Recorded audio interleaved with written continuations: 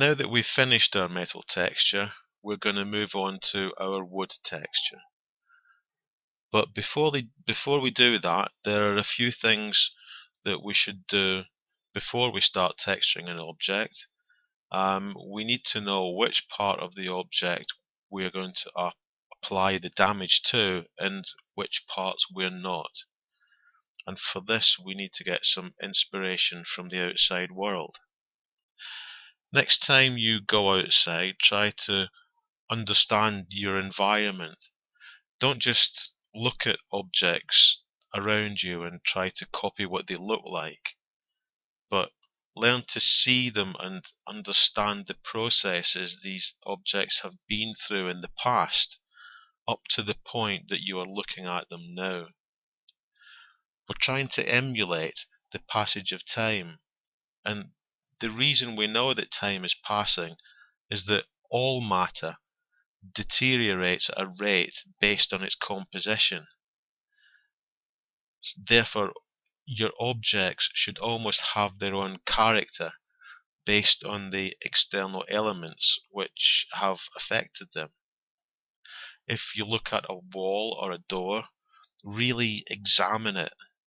Look at any scratches or damage and try to imagine how they got there.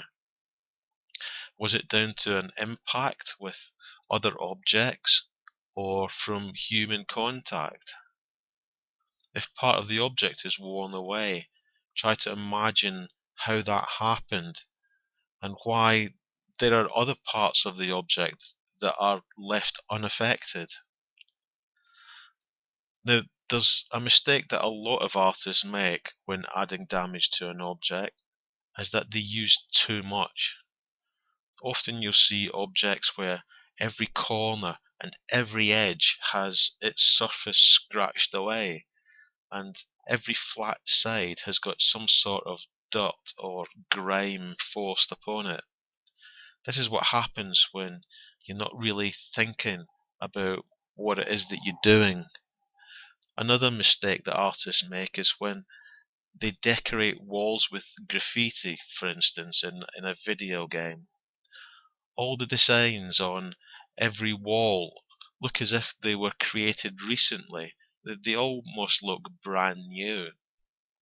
But if you look at a wall in real life that has graffiti, you'll notice that that's not the case. Older designs will have been affected by the sun's rays, which are very harmful to paints and inks and can make them fade quite badly.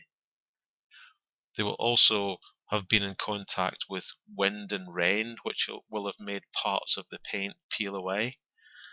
And this is all before we have the wall come into contact with humans.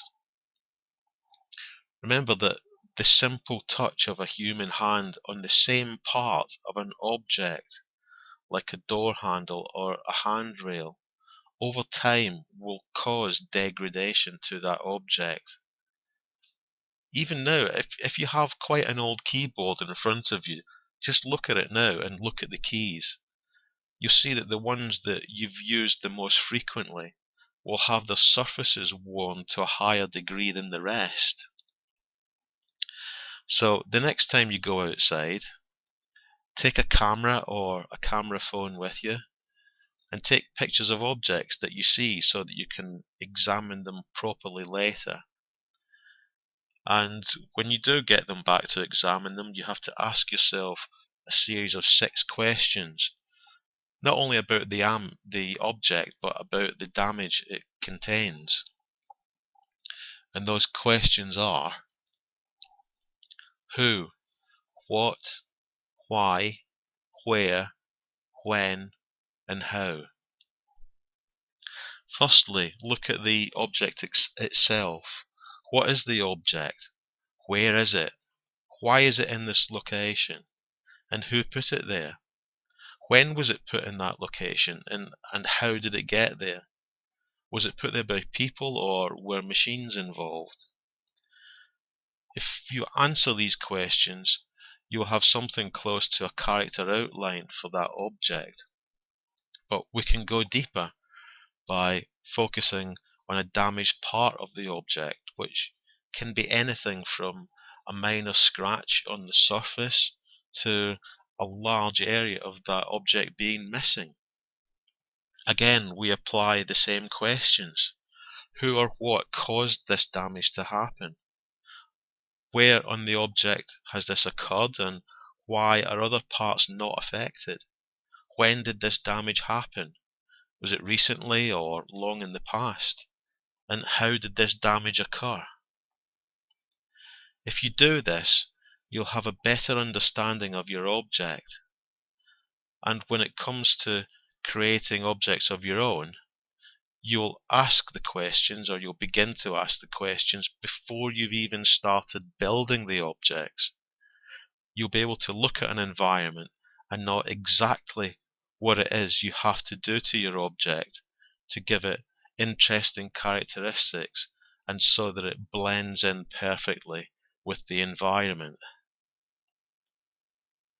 So with that in mind, we're going to move on to our next part, and we're going to construct our crate in Photoshop from some wooden planks, and then I'll show you the practical process of adding damage and grunge to that texture.